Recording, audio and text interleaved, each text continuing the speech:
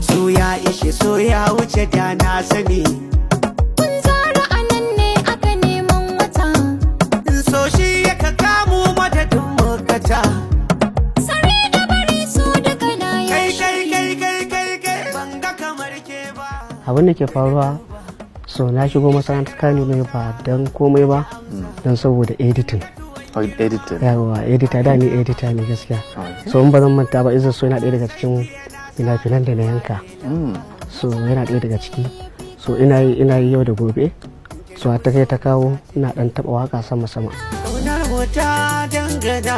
So ga gohun maza zauna. Kula da ni baby na. Da kai na